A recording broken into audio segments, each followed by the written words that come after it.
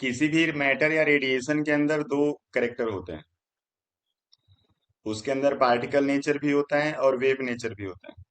इसी को dwell character कहते हैं। Means all radiations and matter show the dual nature. Photoelectric emission किसी भी मैटर के ड्वेल करेक्टर को एक्सप्लेन करता है। इस वीडियो में हम लोग फोटो इलेक्ट्रिक एमिशन डिस्कस करेंगे।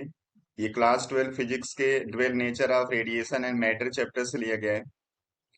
तो इसमें जनरली होगा क्या, हमारे पास एक कोई भी मेटेलिक ब्लॉक होता है जिसके ऊपर जब हम कोई भी फोटान डालेंगे यानी कि रेडिएशन इसके ऊपर हम लोग इंसिडेंस कराते हैं तो यहाँ से कुछ इलेक्ट्रॉन एमिट हो जाते हैं। इसी एमिशन ऑफ इलेक्ट्रॉन को by the involvement of photon photo electric emission कहते हैं। यहाँ पे जनरली होता क्या है कि जो इलेक्ट्रॉन्स हैं मेटेलिक ब्लॉक के अंदर, इनके बीच में कोई एक बाइंडिंग फोर्स है जिनको बाइंड करके रखता है।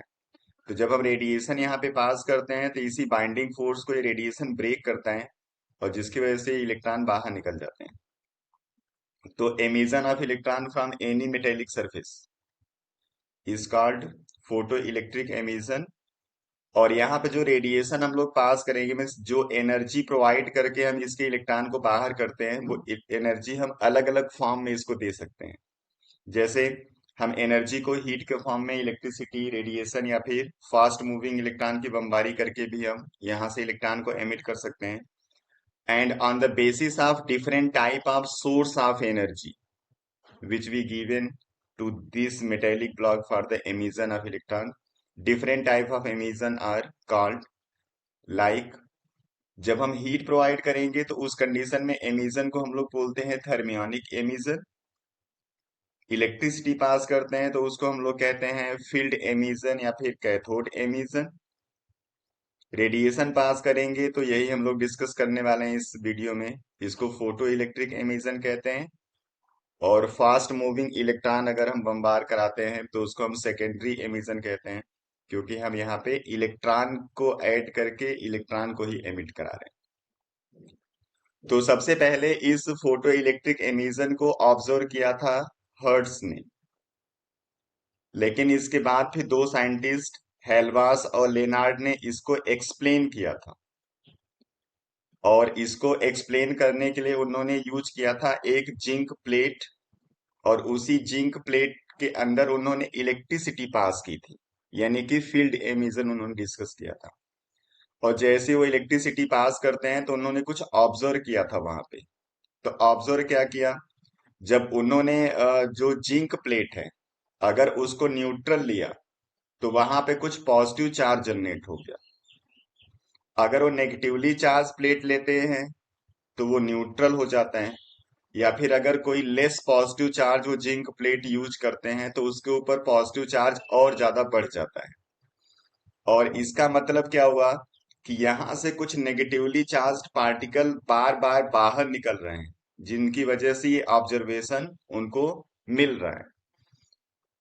उसके बाद जब इलेक्ट्रॉन की डिस्कवरी हुई, यानी जब जे जे थॉमसन ने इलेक्ट्रॉन को डिस्कवर किया और पार्टिकल्स जो कुछ भी एमिट होते हैं कैथोड से उसको उन्होंने इलेक्ट्रॉन नाम दिया। तो उसी इलेक्ट्रॉन की डिस्कवरी के बाद जो पार्टिकल्स यहाँ से रिलीज हुआ था जिंक प्लेट के थ्रू, उसको उन्होंने फोटो इलेक्ट्रॉन नाम दिया। और इस तरीके से फोटो इलेक्ट्रिक एमिशन एक्सप्लेन हुआ। इस फोटो इलेक्ट्रॉन की एग्जैक्ट मीनिंग है light generated electrons, means photon generated electrons. तो इस इलेक्ट्रॉन को एमिट करने के लिए दो कंडीशंस जरूरी हैं। वो दो कंडीशंस क्या हैं, सबसे पहले वो इलेक्ट्रॉन मेटेलिक ब्लॉक के अंदर बिल्कुल फ्री होना चाहिए। आप जानते हैं किसी भी सब्सटेंस के अंदर जो इलेक्ट्रॉन होते हैं वो दो फॉर्म में होते हैं। कुछ को हम लोग बोलते हैं फ्री इलेक्ट्रॉन और कुछ को बोलते हैं bind electron. Bind electrons are all those electrons which are bind between two atoms through a chemical bond.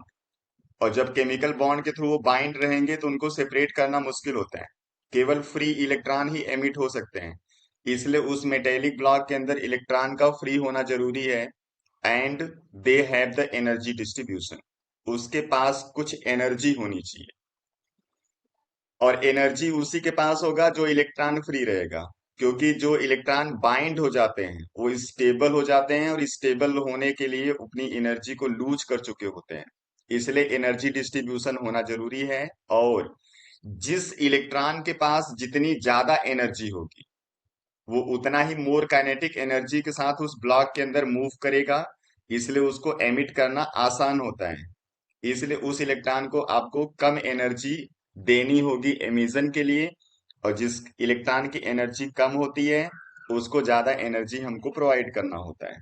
अब किस मेटेलिक ब्लॉक से हम आसानी से इलेक्ट्रॉन को एमिट करा पाएंगे, किससे नहीं करा पाएंगे, वो डिपेंड करेगा उस एटम के साइज के ऊपर, यानी उस मेटल के नेचर के ऊपर। तो यहाँ पे हम दो अलग अलग टाइप के मेटल को डिस्कस करते हैं, जिसमें एक एल्कली मेटल का ग्रुप हम लोग यूज करते हैं। जैसे यहाँ पे हमने फर्स्ट ग्रुप के एलिमेंट्स को यूज किया हुआ है। अब इस फर्स्ट ग्रुप के जो एलिमेंट्स हैं इनके साथ अच्छी बात क्या है कि इनकी साइज बहुत बड़ी है।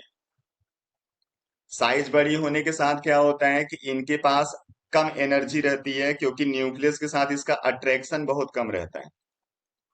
इसलिए हम बहुत आसानी से कम एनर्जी प्रोवाइड करके इनको बाहर कर सकते हैं, इसलिए एमिशन यहाँ पे आसान होता है। और एमिशन जिसके अंदर भी आसान होगा उन सभी मेटल को हम यूज करते हैं as a photosensitive metal. मतलब इनको यूज करके हम फोटो सेल बनाते हैं।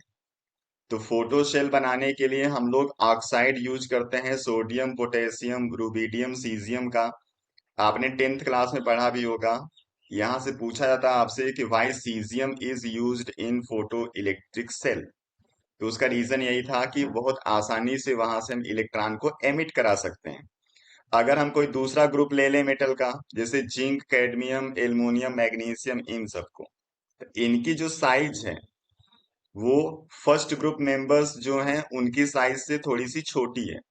और छोटी साइज होगी तो इनके इलेक्ट्रॉन स्ट्रांगली बाइंड होंगे न्यूक्लियस से, इसलिए इनको रिलीज कराना मुश्किल होता है। इसलिए इनको as a photosensitive element हम कभी यूज नहीं कर पाएंगे, इसलिए फोटो सेल में ये कभी भी यूज नहीं होते। लेनार्ड और मिलिकन ने एक एक्सपेरिमेंटल स्टडी किया था, जिसमें उन्होंने फोटो इलेक्ट्रॉन को एमिट कराने के लिए रेडिएशन यूज किया था। तो रेडिएशन कैसे यूज किया था और उन्होंने क्या क्या वहां पे ऑब्जर्व किया, उसी को आगे हम लोगों को डिस्कस करना है। तो मिल्कन और लेनार्ड के एक्सपेरिमेंट में उन्होंने किया क्या था, एक कैथोड लिया और एक एनोड। एनोड हमेशा क्या होगा, पॉजिटिवली चार्ज होगा, कैथोड नेगेटिवली चार्ज होगा। तो यहाँ पे जो हम लोग पोटेंशियल जनरेट कराते हैं उस पोटेंशियल के थ्रू हम लोग कनेक्ट करके रखते हैं। और जैसे ही कैथोड के ऊपर कुछ रेडिएशन हम पास करते हैं तो यहाँ से कुछ इलेक्ट्रॉन एमिट होते हैं और वो एनोड की तरफ मूव करते हैं। तो इस तरीके से ये सर्किट को कंप्लीट कर देते हैं, और यहाँ पे पूरा जो सर्किट है उसके अंदर इलेक्ट्रिसिटी पास होने लगती है। तो यहाँ पे क्या है, जो वोल्टेज हम लोग इसको प्रोवाइड करते हैं वो यहाँ पे पोटेंशियल डिवाइडर के थ्रू देते हैं। इसका मतलब हम कभी भी किसी भी इलेक्ट्रोड को नेगेटिव या पॉजिटिव चार्ज कर सकते हैं। तो इसको एक्सपेरिमेंट में आगे यूज किया गया है। तो कुछ फैक्टर हैं जो फोटो इलेक्ट्रॉन के एमिशन को इफेक्ट करते हैं, उन फैक्टर को डिस्कस करना है। जिसमें सबसे पहला फैक्टर है intensity of the light, means जिस रेडिएशन को हम पास कर रहे हैं उस मेटेलिक ब्लॉक के ऊपर उसकी इंटेंसिटी कितनी है। तो जैसे जैसे हम इंटेंसिटी को बढ़ाते हैं वैसे वैसे फोटो इलेक्ट्रॉन का एमिशन बढ़ जाता है। इसलिए तो अगर हम यहाँ पे फोटो करंट और इंटेंसिटी के बीच में ग्राफ खींचें तो इस तरीके से एक सिग्मॉइड ग्राफ हमको मिलता है, और जो इंडिकेट करता है कि जैसे जैसे इंटेंसिटी को हम बढ़ाएंगे वैसे वैसे करंट भी बढ़ जाता है। मतलब यहाँ पे इंटेंसिटी 1 वाला सबसे ज्यादा है और 3 वाला सबसे कम है। इंटेंसिटी का मतलब बस यहाँ पे क्या है, नंबर ऑफ फोटान से है। जहां पे आप एक फोटान इंसिडेंट करा रहे थे वहां पे 2 करा लो, 4 करा लो, 6 करा लो, जैसे जैसे फोटान आप बढ़ाओगे वैसे वैसे हम बोलते हैं कि इंटेंसिटी हम बढ़ा रहे हैं। इसका एक मीनिंग है, इसको हम भी आगे डिस्कस करेंगे। सेकेंड फैक्टर यहाँ पे है पोटेंशियल। अब जैसे जैसे हम पोटेंशियल बढ़ाते हैं वैसे वैसे फोटो इलेक्ट्रिक करंट भी बढ़ता है। इसलिए अगर आप पोटेंशियल और करंट के बीच में ग्राफ खींचोगे तो वहां पे भी एक इस तरीके से कर्व आता है। लेकिन यहाँ पे क्या होगा कि जब आप पोटेंशियल को बढ़ाओगे तो करंट के इंक्रीज होने की भी अपनी एक लिमिट होती है, और एक सर्टेन करंट की लिमिट के बाद करंट का इंक्रीज होना बंद हो जाता है, और उसी कंडीशन को हम लोग बोल देते हैं saturation, and the current at that time is called saturated current. यानी आप सेचुरेटेड करंट से ज्यादा करंट कभी भी इंक्रीज नहीं कर पाओगे, चाहे आप वोल्टेज को जितना भी बढ़ा लीजिए। इसलिए इस वोल्टेज को, जिसको इंक्रीज करने से करंट बढ़ता रहता है, उसी को हम लोग एसिलरेटिंग वोल्टेज कहते हैं। और एसिलरेटिंग वोल्टेज के लिए हमेशा आपको क्या करना होगा, एनोड को पॉजिटिवली चार्ज रखना है, कैथोड को नेगेटिवली चार्ज रखना है। तो वोल्टेज डिवाइडर से हम इसको नेगेटिवली पॉजिटिवली चार्ज रखते हैं और उसको चेंज भी कर सकते हैं। अब यहाँ पे उन्होंने क्या किया, एनोड को उन्होंने कैथोड के रिस्पेक्ट में नेगेटिव पोटेंशियल देना स्टार्ट किया। मतलब एनोड जो अभी तक पॉजिटिवली चार्ज था, फोटो इलेक्ट्रॉन के एमिशन के लिए रिस्पॉन्सिबल था, अब उसको नेगेटिवली चार्ज बनाना उन्होंने स्टार्ट कर दिया। तो जैसे ही एनोड को नेगेटिव पोटेंशियल दिया गया, तो यहाँ पे करंट का जो फ्लो है वो डिक्रीज होना स्टार्ट हो गया। और जैसे जैसे वोल्टेज को बढ़ाते गए, करंट डिक्रीज होता गया, और एक ऐसा वोल्टेज हमको मिला जिस वोल्टेज पे करंट का फ्लो बिल्कुल जीरो हो गया। उसी वोल्टेज को या पोटेंशियल को जिस पे फ्लो ऑफ करंट जीरो हो जाता है, उसी को हम लोग कट ऑफ पोटेंशियल या फिर स्टॉपिंग पोटेंशियल कहते हैं। तो इस स्टॉपिंग पोटेंशियल से क्या होता है कि जो नेगेटिवली चार्ज्ड एनोड होता है, वो नेगेटिवली चार्ज इलेक्ट्रॉन को रिपेल करना स्टार्ट कर देता है, और इसी रिपल्सन की वजह से क्या होगा, सर्किट इनकम्प्लीट हो जाएगी, और फिर करंट का फ्लो वहां पे रुक जाता है। तो किसी भी मेटेलिक ब्लॉक को वो नेगेटिव पोटेंशियल सबसे कम से कम जो प्रोवाइड करके आप करंट के फ्लो को रोकते हो, उसी को हम लोग कट ऑफ पोटेंशियल कहते हैं। और कट ऑफ पोटेंशियल वहां पे जो भी इलेक्ट्रॉन होंगे, उस इलेक्ट्रॉन की वेलोसिटी चाहे मिनिमम होगी चाहे मैक्सिमम होगी, सबके फ्लो को वो रोक देता है।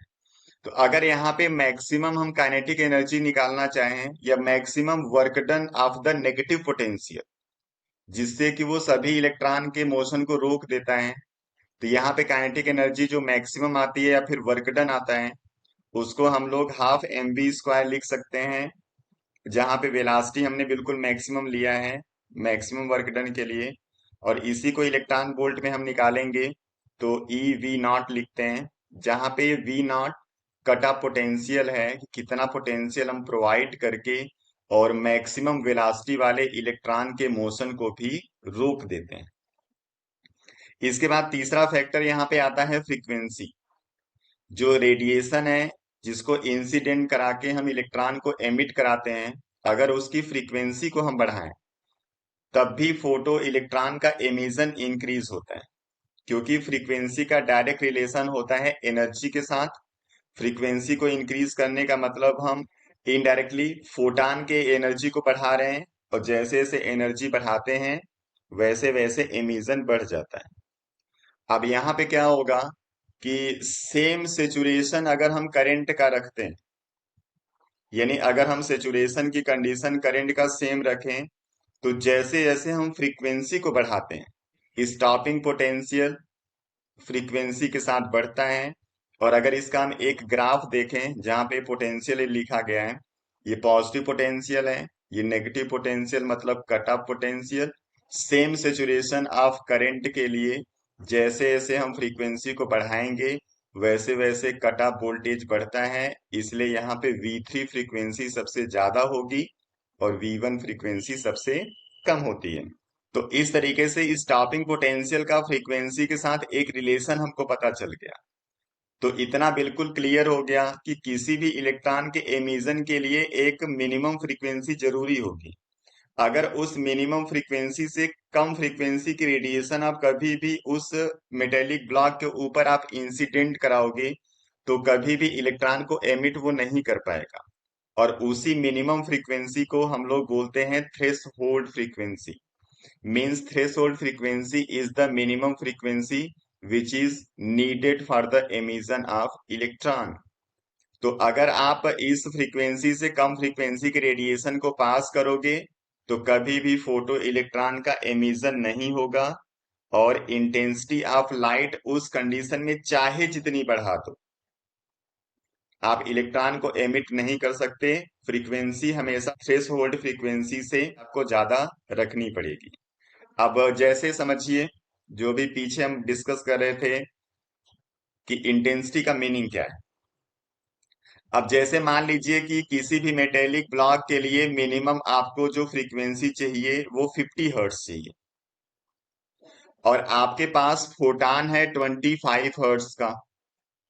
तो अगर आप सोचो कि नहीं 25 हर्ट्ज के फोटान को हम यूज कर लें दो, तो मिल के ये 50 हर्ट्ज हो जाएगा और इलेक्ट्रॉन को एमिट करा देगा।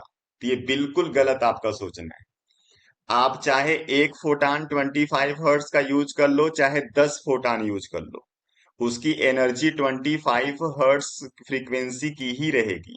यानी इस कंडीशन में आप केवल उसकी इंटेंसिटी को बढ़ा रहे हो, एनर्जी को नहीं बढ़ा रहे। एनर्जी को बढ़ाने के लिए फ्रीक्वेंसी चेंज करनी पड़ेगी। इसलिए अगर उसका थ्रेशोल्ड फ्रीक्वेंसी 50 हर्ट्ज होगा तो आप 49 हर्ट्ज के अगर यूज को भी अगर यूज करोगे, तो चाहे आप एक यूज कर लो फोटान, चाहे आप 100 फोटान यूज कर लो, वो कभी भी एमिशन नहीं कर सकता। इसलिए थ्रेशोल्ड फ्रीक्वेंसी से कम फ्रीक्वेंसी की रेडिएशन आप पास करोगे तो चाहे जितनी इंटेंसिटी आप यूज कर लो, वो कभी भी फोटो इलेक्ट्रॉन को एमिट नहीं कर पाएगा। अगला फैक्टर यहाँ पे है टाइम।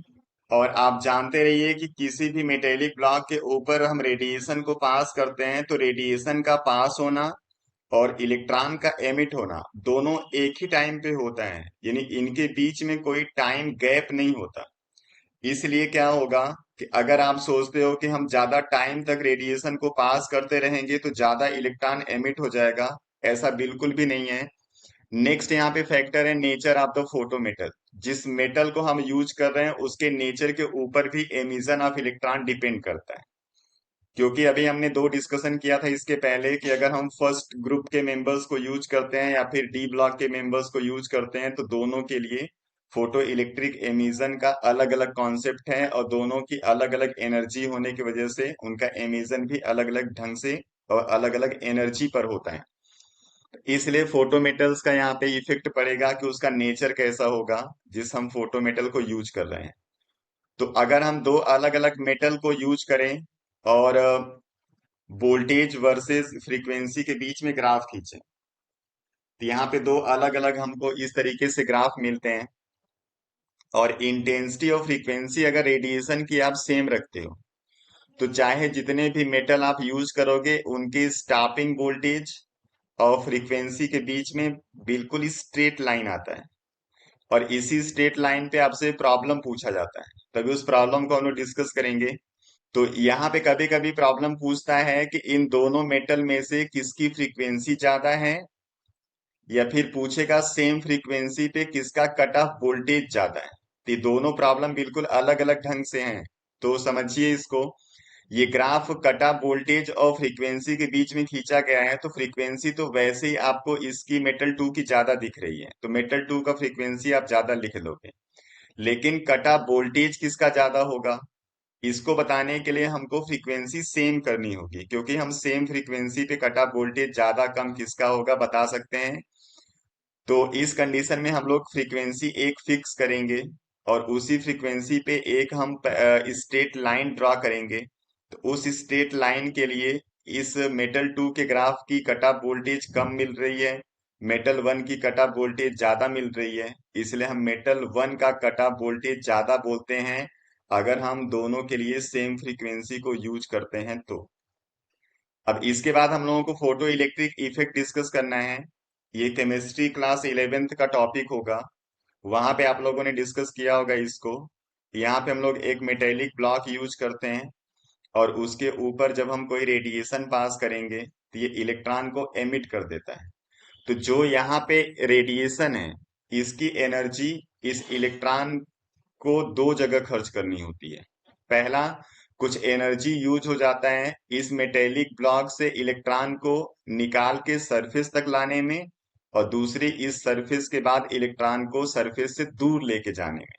तो जो एनर्जी इस सरफेस से इलेक्ट्रॉन को दूर लेके जाता है वो काइनेटिक एनर्जी के फॉर्म में होता है, और जो इलेक्ट्रॉन को यहाँ से मेटेलिक ब्लॉक के बल्क से सरफेस तक लाता है उस एनर्जी को हम लोग वर्क फंक्शन कहते हैं। यानी कि अगर किसी भी इलेक्ट्रॉन को मेटेलिक ब्लॉक से बाहर करना है तो कम से कम वर्क फंक्शन के बराबर एनर्जी आपको देनी ही देनी है। अगर आप वर्क फंक्शन से कम एनर्जी दोगे तो इलेक्ट्रॉन कभी भी एमिट नहीं होगा। यानी यहाँ पे जो रेडिएशन आपने पास किया उसकी एनर्जी को हमने दो जगह खर्च किया, work function and kinetic energy. और इसी वर्क फंक्शन को भी हम फ्रीक्वेंसी के फॉर्म में लिख सकते हैं। और वर्क फंक्शन मिनिमम एनर्जी है इलेक्ट्रॉन के एमिशन के लिए, इसलिए इससे रिलेटेड जो फ्रीक्वेंसी होगी उसी को थ्रेशोल्ड फ्रीक्वेंसी हम कहते हैं। इसलिए इसको हम न्यू नॉट से रिप्रेजेंट करते हैं।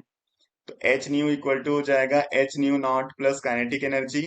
अब यहां से अगर काइनेटिक एनर्जी हमको कैलकुलेट करना होगा तो हम काइनेटिक एनर्जी इक्वल टू लिख सकते हैं H new minus new not, जहां पे न्यू फ्रीक्वेंसी आपका रेडिएशन है और न्यू नॉट थ्रेशोल्ड फ्रीक्वेंसी है और एच प्लैंक कांस्टेंट है। अब यहाँ पे इस वर्क फंक्शन और जो रेडिएशन हम पास करते हैं उनकी एनर्जी के बीच में कुछ रिलेशन है। अगर हम वर्क फंक्शन को और जो एनर्जी पास कर रहे हैं रेडिएशन की उन दोनों को सेम रखें तो इलेक्ट्रॉन इस बल्क से रिलीज होके सरफेस तक तो आ जाएगा, और सरफेस तक आ गया तो इसको एमिशन हम बोल देंगे, लेकिन उस इलेक्ट्रॉन के पास काइनेटिक एनर्जी नहीं रहेगी, इसलिए वो सरफेस पे ही प्रेजेंट रहेगा। तो electron is emitted but do not have the kinetic energy. और दूसरी कंडीशन है अगर हम जो रेडिएशन यहाँ पे पास करें उसकी एनर्जी को ज्यादा कर दें वर्क फंक्शन से तो इलेक्ट्रॉन यहाँ से एमिट भी हो जाएगा और उसके पास एक्स्ट्रा एनर्जी भी रहेगी काइनेटिक एनर्जी के फॉर्म में, इसलिए इलेक्ट्रॉन सरफेस से दूर चला जाएगा। और अगर हम फ्रीक्वेंसी मिनिमम रखेंगे और इसकी एनर्जी रेडिएशन की वर्क फंक्शन से भी कम कर देंगे तो वहां पे इलेक्ट्रॉन का एमिशन कभी नहीं होगा। इसलिए इलेक्ट्रॉन के एमिशन के लिए वर्क फंक्शन के बराबर एनर्जी हर कंडीशन में देनी ही देनी है। तो जो भी रेडिएशन हम यहाँ पे पास करते हैं उसका केवल 1% रेडिएशन इलेक्ट्रॉन को एमिट कराने में यूज होता है, बाकी 99% इस तरीके से डिस्ट्रॉय हो जाता है। तो ये पूरा है फोटो इलेक्ट्रिक एमिशन।